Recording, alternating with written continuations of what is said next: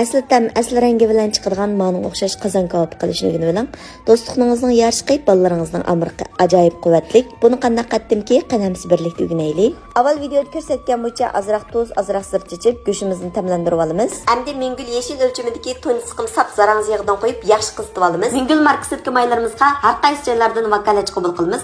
Qiziqchilar ayrim uchir qiling. May 80% qizgandan keyin go'shimizni silib, sarg'aytib elib olamiz. Uningdagi yangi, uningdagi sabzlarni silib, mayda uzun turg'izmaymiz, sarg'aytiblam elib olamiz. Uningdagi qozonning tagini maylab, videoda ko'rsatgan bo'yicha qo'yning quyruq meyi yoki maylaqroq go'shni tiksilib, maydan o'tkazib olgan go'shni ustiga bir qavat tuzimiz. Uning ustiga bir qavat tuz sepib, ezilgan zira, ezilmagan ziralardanmi muvofiq miqdorda sepib o'tamiz. Qizil lazdanmi chechib olsanglar bo'ldi. Endi buning ustiga abiyatdan maydan zalli qilib olgan yangi bilan sabzlarni chiroyli qilib tizib olamiz. Uning ustiga mo azroq tuz, ezilgan zira, ezilmagan zira, ochiq chuchuk, asl tam bilan yeyishni yaxshi ko'radigan do'stlar, ehtiyojinglarga qarata muvofiq miqdorda ullar selvitimiz. Ta'miga tam kirgizish uchun bir bosh piyozni nipzalat to'g'rab sepib o'tamiz. Uningdan keyin bir bosh samsoqni mo axlablam selvitimiz. Endi buningga yarim piyola atrofida mineral suvni qozonning cho'risidan quyib o'tamiz. Endi buni 40 minut atrofida dumlab olamiz.